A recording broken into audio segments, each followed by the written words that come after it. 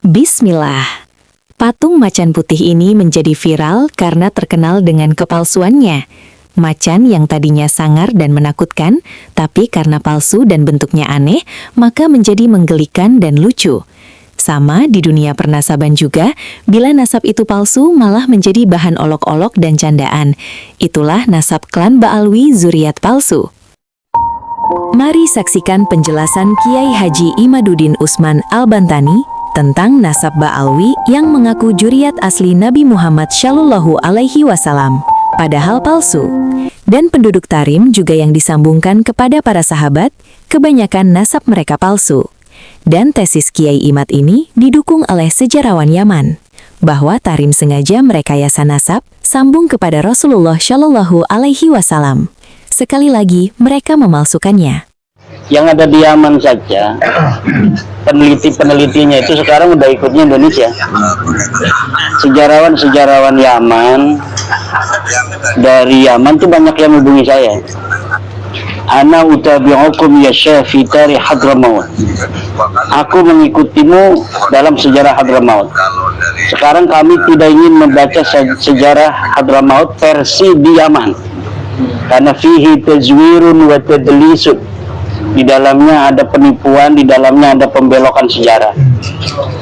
Jadi hasil penelitian saya itu dijadikan acuan oleh mereka sekarang untuk bagaimana menata historiografi Hadramaut, menulis sejarah ulang Hadramaut itu banyak dari hasil-hasil kesimpulan saya.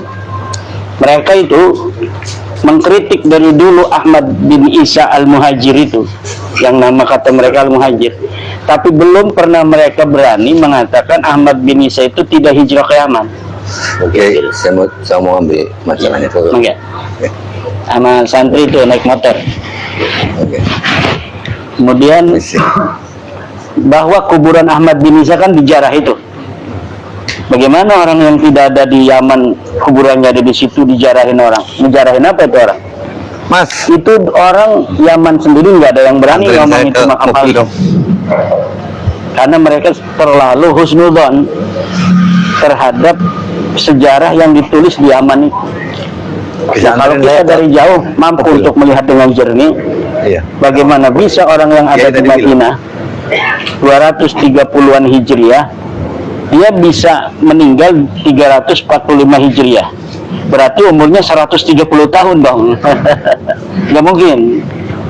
Nah, dan tidak ada satupun buku sejarah yang ditulis di masa lalu dari abad ke-3, ke-4, ke-5 itu yang menyebutkan Ahmad bin Isa ini ada di Basrah, kemudian pindah ke Yaman, itu tidak ada. Mereka kan ngomongnya bahwa Ahmad bin Isa itu pindah dari Basrah ke Hadramaut. Padahal ini Ahmad bin Isa orang Madinah Al-Munawwarah. Bagaimana orang yang dia ada di Madinah Al-Munawwarah tidak ada berita sedikit pun bahwa dia pernah hijrah ke Mekah, ke Baghdad, kemudian ke Basrah, kemudian ke Hadramaut, bisa ada di Hadramaut. Makamnya ada di sana, keturunannya dari sana. Sebutkan satu kitab aja, nggak ada yang bisa. Di Yaman pun nggak ada yang bisa. Nah, akhirnya sekarang beberapa peneliti sejarah dari Yaman itu sudah menghubungi saya, dan mereka sedang menulis ulang sejarah Hadramaut. Bahkan begini, di sana kan ada yang bukan turunan Ba'lawi itu zaman dulunya dikasih marga oleh Ba'lawi. Jadi orang asli Yaman, dia datang kan, ini Ba'lawi, ngaku turun Nabi. Nanti orang-orang asli Yamannya itu di Hadramaut, oh kamu katanya leluhurnya keturunan sahabat Nabi Abu Bakar. Ini kamu tahu nggak turunan sampai atasnya? Enggak, saya keturunan sampai 5 doang. Dibikinin, terus dinyambungin sampai Umar bin Khattab. Ada yang sampai apa sahabat Al-Ansori dan sebagainya.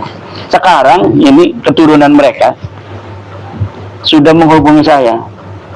Kiai, saya dulu husnudon pada leluhur kami bahwa leluhur kami nyambung silsilahnya kepada Ibnu Abbas, sahabat Nabi dan pamannya Nabi, sepupu Nabi. pamannya namanya Abbas. Ibnu Abbas itu adalah sepupunya Nabi.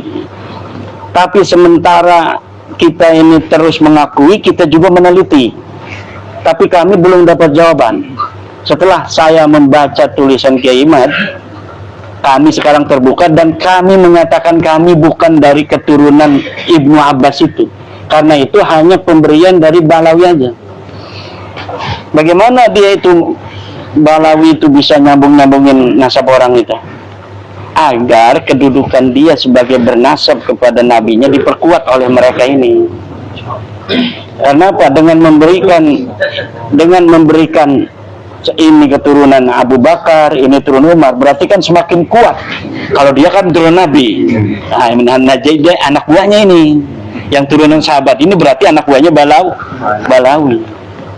Nah, itu terjadi di abad 9, 10, 11. Sekarang terbongkar semua bahwa silsilah nasab orang Tarim itu yang ke sahabat Nabi itu palsu kebanyakan itu. 90% palsu. Yang dikasih Balawi itu kayak LBY aja ngasih silsilah orang itu. Kamu ini turunan siapa? Nggak tahu, Bib. Kasihin. Kamu turunan Raden Anu. Ada lagi yang dibalawikan turunan dari bin Sahil. Oh, kamu turun dari bin Yahya. Saya aja ditawari bin Yahya dulu. Saya sama Tubugus mau gitu, ditawarin bin Yahya. Zulfikar tawarin bin Sahil. Said Zulfikar tuh. Kata Said Zulfikar, saya punya nasab, saya Basyaiban. Nggak mau ditawarin jadi bin Sahil. Bin Sahil itu Balawi. Nah, jadi apa yang terjadi di masa lalu itu terjadi juga di masa sekarang di Indonesia. Wali Songo dibalawikan, ya udah dari zaman dulunya terjadi di sana. Orang mereka bukan orang Tarim, mereka bukan orang Hadramaut. Kemudian mereka datang itu akhir abad ke-8, agar di situ dia itu dihormati, tidak dianggap orang asing. Dia bikin sejarahnya ke belakang. Jadi katanya leluhur kami datangnya abad ke-3, abad ke-4, 317 Hijriah itu abad ke-4. Padahal mereka datang abad ke-8 akhir, 800 sekian Hijriah. Lalu mengaku turunan nabinya abad 9. Lalu mengurut silsilah mereka ada di Yamannya sampai korupsi dari 800 ke 400 itu 400 tahun korupsinya. Dan sekarang sudah terjadi di Indonesia. Lihat media online Fakta Kini. Media online Fakta Kini itu miliknya FPI kayaknya. Itu dia sudah mengukir, menulis sejarah reportase bahwa leluhur mereka itu datang ke Indonesianya 300 tahun yang lalu. Padahal mereka datang 1850.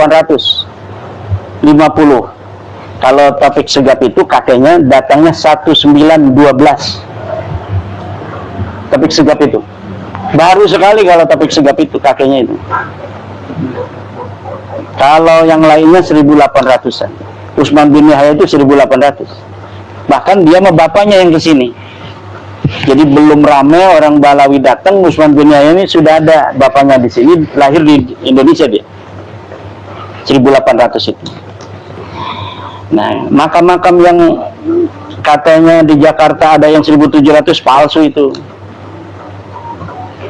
Pokoknya kalau ada makam Balawi 1700 katanya Masehi, itu bisa diyakini itu makam palsu. Bagaimana sih mereka itu kok mau-maunya bikin makam palsu? Karena itu penting agar mereka dianggap tua ada di Indonesia ini, untuk agar mereka mendapat kemudahan dalam politik, dalam menguasai jamaah, agar mereka tidak dianggap orang asing. Bahkan katanya itu yang ngaku cucu Wali Songo juga bukan orang asli. Orang cucu Wali Songo walaupun itu bukan asli, mereka di sininya tidak merasa lebih baik dari orang Jawa. Bahkan ketika musyawarah siapa yang jadi raja itu di Demak, yang diangkat orang asli Jawa, Raden Fatah. Padahal itu walaupun Sunan Giri dan Sunan Ampel ngangkat di antara mereka, bisa. Wong semuanya jadi anak buahnya Sunan. Tapi tidak mau, karena menghargai orang Jawa. Yang diangkat jadi raja adalah Raden Fatah, yang asli orang Demak. Orang Demak, benderanya kuning. Beda nih. Kalau Mataram kan merah. Mataram itu merah. Kalau Demak, Banten, benderanya kuning. Banten tuh kuning tuh, kerajaannya dulu. Terima kasih. Demak kuning, Mataram merah, Aceh merah, kemudian Turki merah. Kalau yang kuning itu Banten sama Demak aja. Golkar nih. Haram hukumnya mengakui habaib itu sebagai cucu Nabi, itu haram. Kenapa? Karena sudah qat'i, darahnya sudah diperiksa, tidak menunjukkan adanya hubungan dengan Bani Hashim, dengan keluarga Nabi yang asli yang ada di Mekah, di Madinah, di Yordan, di Mesir, di Irak, di Yaman. Dari Bani Toba itu tidak ada kesatuan darah. Padahal keluarga Nabi sekarang ini yang ada di Mekah, tes DNA tanpa ada kompromi dengan yang di Mesir. Itu pas tes DNA-nya sama semua. Karena walaupun tidak kompromi, tidak telepon-teleponan, kalau saudara ya tes DNA ya akan sama. Kalau saya punya istri di Tegal misal, kemudian nggak ada yang tahu orang Gresik ini. Pas sudah punya buyut, dia ketemu dengan buyut saya di sini. Pas tes DNA-nya pasti sama. Walaupun nggak ada yang tahu sebelumnya itu.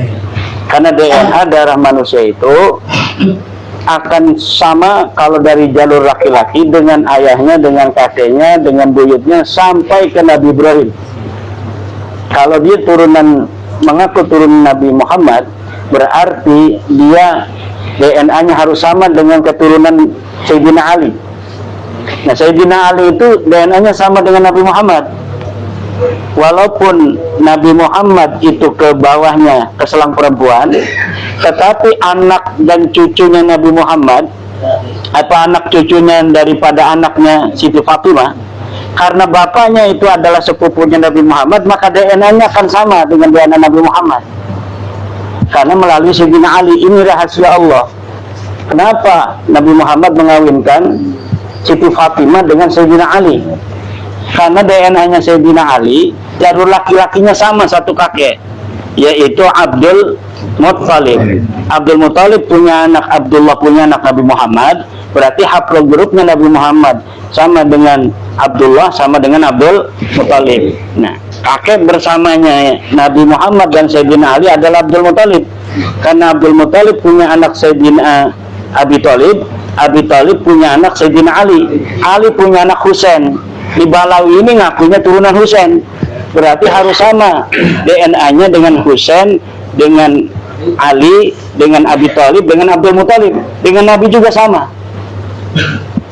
Nah, Nabi Muhammad, Sayyidina Ali, orang-orang dari Abdul Muttalib ke keluarganya itu J1. Yang dari Mekah udah tes DNA turunan raja-raja itu J1. Yang dari Bani Muhanna di Madinah J1, Al-Araji yang ada di Madinah J1, As-Sulaimaniyah yang di Taif itu di Hijaz J1, yang ada di Yordan keluarga Al-Hashimi yang aku turunan Husain juga, turunan Nabi juga adalah J1, yang mengaku turunan Husain yang ada di Mesir dari Bani Qandil itu juga J1, yang aku keturunan Husain dari Karbala Irak J1, yang aku keturunan Nabi Muhammad dari Toba di Yaman J1, pas Balawi G. Nah ini ada santri sarang itu di media sosial, dia menafikan itu, katanya surah istifadah cukup, bahwa surah istifadah itu cukup untuk dijadikan sebuah alat untuk mengisbat nasab. Tidak bisa, bos. Syuhra istifadah apabila bertentangan dengan kitab-kitab nasab, apalagi bertentangan dengan DNA, maka syuhra istifadah ini gugur. Karena darah itu qat'i, darah itu qat'i, ilmu pasti, nggak bisa mengelak. Wih, ada yang ngomong nasab itu kan bisa jadi dulu seseorang dianggap sebagai bagian dari Bani Hasyim, ada apa namanya itu perjanjian zaman dahulu, kemudian dianggap Bani Hasyim dan dianggap sah nasabnya ke Bani Hasyim. Ada tahaluf, ada wala di sana. Iya, tetapi itu hanya intima bil qabilah. Kalau untuk ngomong keturunan yang katanya itu dzurriyah, itu tidak bisa. Dzurriyah itu ya ta'allaqu biddam, bil jaini, dengan genetik. Kalau nasab itu berhubungan dengan syariat. Misal ada perempuan selingkuh, naudzubillah, suaminya tidak tahu, tiba-tiba dia hamil dari selingkuhannya, sedangkan dia punya suami, maka anaknya secara syariat itu tetap anak suaminya ini yang asli, anak suaminya asli ini, bukan selingkuhannya secara syariat. Tapi kalau ada perselisihan tes DNA ketahuan, maka ini nggak bisa lagi, bos, ya kan? Kalau sudah ada perselisihan, li'an namanya kalau dulu. Tapi kalau suaminya udah nggak mau, saya husnudon aja, ya nggak apa-apa, dia harus diakui sebagai anak daripada suaminya. Kalau suaminya nggak mau memperkarakan, secara syariah begitu, itu namanya nasab. Tapi dzurriyah, darahnya nggak ngalir ke anak itu. Ini Balawi ada yang ngomong secara nasab, dia ini kan syuhra istifadah, berarti harus diakui saja. Iya, sebelum ada yang menggugat. Kalau ada yang menggugat, kemudian ada syahid bayina bahwa dia bukan turunan, secara ilmu nasab putus, secara ilmu sejarah dia fiktif, secara DNA ini hasilnya beda, ya udah nggak bisa lagi dipercayai. Jadi la ibrata bi dzannil bayyini khata'u, sudah tidak bisa lagi dan itu digunakan kalau buktinya sudah ada. Kalau ada orang dari Jakarta, aslinya orang Tegal, dia bos dari warung Tegal di Jakarta, ngangkat anak perempuan dari Jakarta, dibawa ke Tegal, dia ngomong ini anak saya, syuhra istifadah, orang Tegal tahu bahwa dia anaknya laki-laki itu. Pas mau dinikahkan, tiba-tiba Kiai Dimyati tahu, orang temennya waktu di Jakarta, mau dinikahkan langsung sama bapaknya. Jangan, ini kan anak pungut kamu, ini kan anak adopsi, kamu lebih baik minta KUA menjadi wali hakim, jangan kamu nggak sah, itu hukumnya wajib. Kiai Dimyati ngomong begitu, karena Kiai Dimyati tahu waktu ngadopsinya itu anak tetangganya. Tapi jika tidak ada orang bersaksi, dosanya hanya dosanya bapaknya itu, menikahkan orang yang bukan anaknya. Penghulunya nggak dosa, saksinya nggak dosa, orang kampung nggak dosa. Tapi apabila kita tahu bahwa dia bukan anaknya, mau dinikahkan langsung sama bapaknya, bapak angkatnya ini, haram hukumnya kita diam. Begitu pula hari ini haram bagi Ki Dimyati untuk diam apabila ada orang ngomong Habib itu cucu Nabi, karena buktinya dari segala aspek itu sudah jelas bahwa Balawi ini bukan keturunan Nabi. Tidak boleh lagi manggil perempuan Balawi Syarifah. Syarifah itu orang mulia, mereka bukan orang mulia. Yang boleh dipanggil Syarifah itu adalah orang Tegal, perempuan Tegal itu Syarifah. Maknanya Syarifah itu orang mulia, karena keturunan para orang-orang mulia. Orang yang nggak pernah minta-minta ke rumah-rumah orang duit itu orang mulia. Kalau mereka mah jelas bukan orang mulia. Buktinya banyak di antara mereka yang suka minta-minta uang dengan mengancam-ngancam, kalau tidak dikasih kamu tidak dapat syafaat Nabi. Berarti dia itu ghairu syarifin, bukan orang mulia. Perempuannya ghairu syarifah, tidak boleh memanggil dia itu syarifah, panggil aja kabibah atau wadon balawi gitu aja. Wadon balawi udah dipanggilnya WB, wadon balawi.